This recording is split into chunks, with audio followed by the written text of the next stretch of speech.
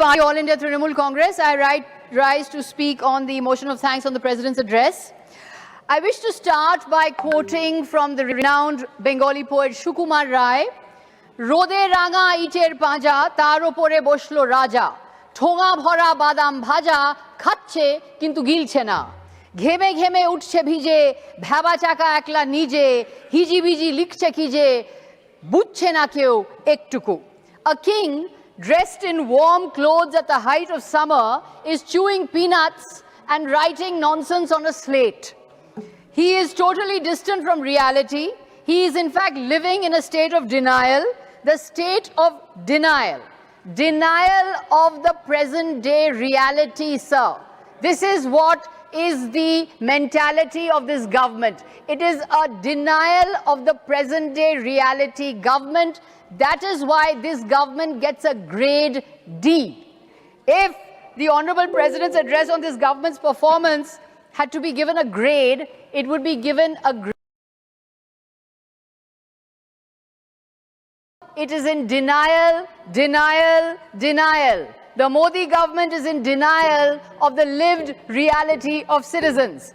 Let me now explain in detail. The President spoke of upholding constitutional values. Fundamental to constitutional values, sir, is the right to vote. In the ongoing revision of electoral rolls, the right to vote is being snatched away. In Bengal, 10 living voters in Kuch Bihar were declared dead. Almost 140 have died because of the severe trauma that citizens are facing because of the ongoing revision of electoral rolls. 1.25 crore citizens in Bengal have been placed in a list named logical discrepancy, simply because either their mother's age is too low, or their spelling mistake of their names is a little different, or they have 5 siblings. They have been placed in a list called logical discrepancy. They are facing disenfranchisement.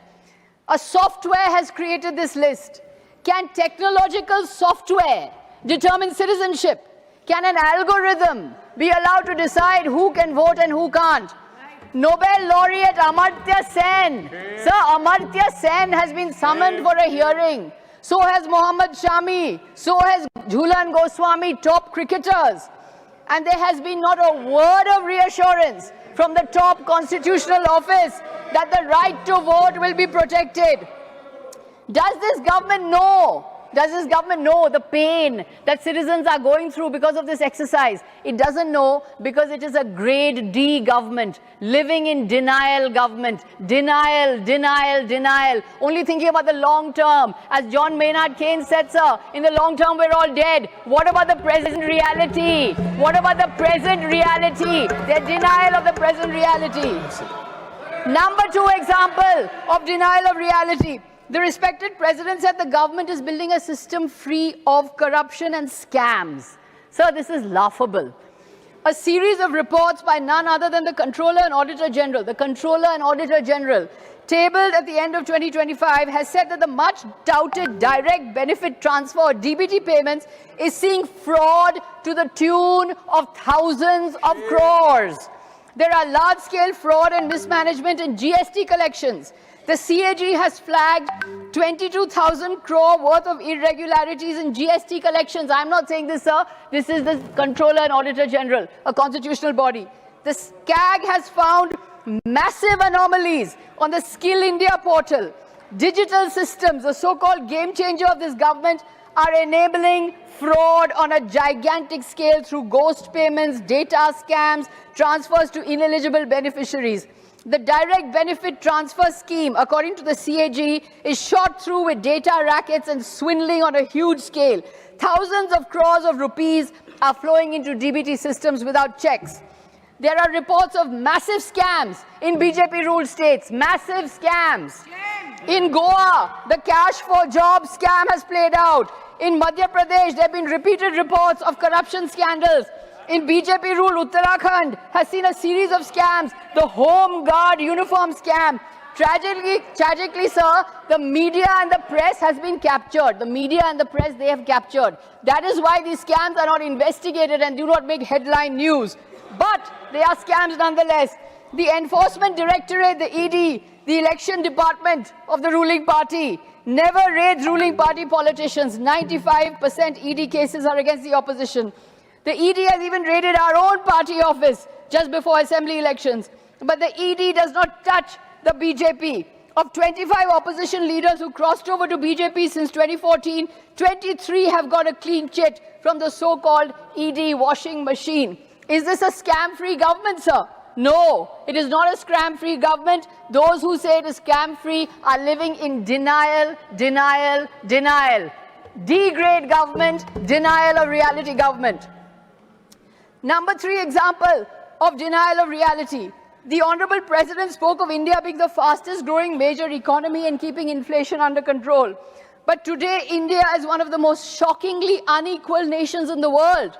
The latest World Inequality Report 2026 shows that top 10% earners capture 58% of the national income, while the bottom 50% get only 15% of the national income. The top 10% Indians hold 65% of the national wealth, while bottom 50% hold only 6% of the national wealth.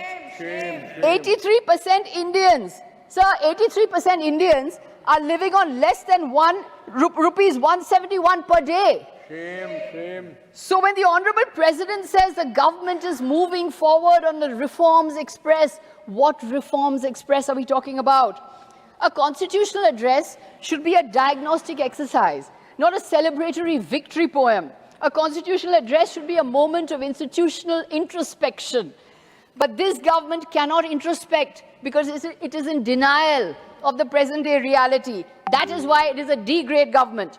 Shockingly, this government has repealed Manrega, which was the only major law which was named after Mahatma Gandhi, the father of our nation.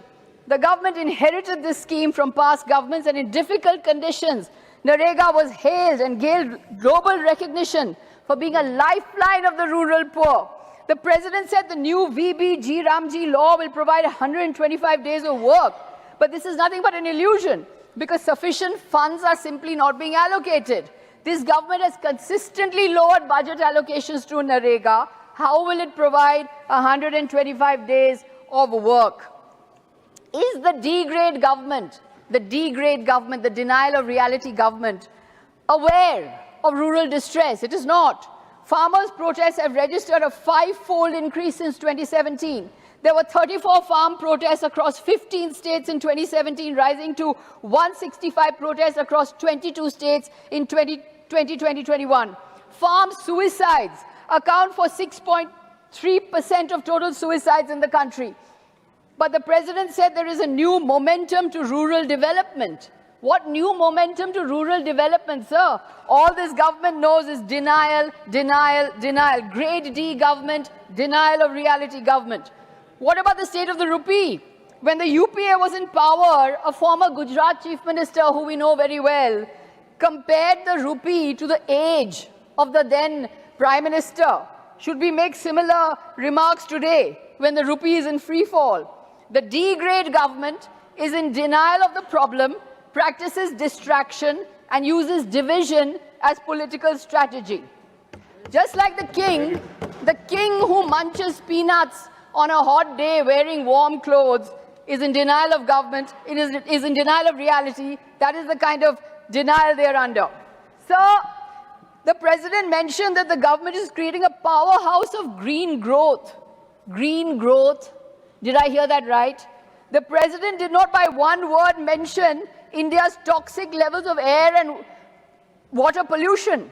The Lancet countdown records that air pollution in India causes 17 lakh deaths annually. Delhi's winter pollution is equivalent to smoking 33 to 50 cigarettes per day. Air pollution causes financial losses to the tune of 9.5% of GDP. Last month in Indore, 15 died and over 200 were hospitalized because drinking water is so polluted. Economist Geeta Gopinath has said that pollution in India pollution has a more dangerous impact on the economy than even tariffs. But there was not one word on pollution on the president's address. I looked through the address to find the word pollution. It is not there. It is left out because this government is in denial of present-day realities. So, denial number 5. The Honorable President said the vision of Sabka Saath, Sabka Vikas is bringing positive change. There is no Sabka Saath, there is no Sabka Vikas in today's India. None other than the Chief Minister of a BJP-ruled state has called for the economic apartheid of a particular community and referred to them as Miyas and said they should be made to suffer. A BJP Chief Minister has said this. Shocking attacks against Christian community took place during Christmas last year.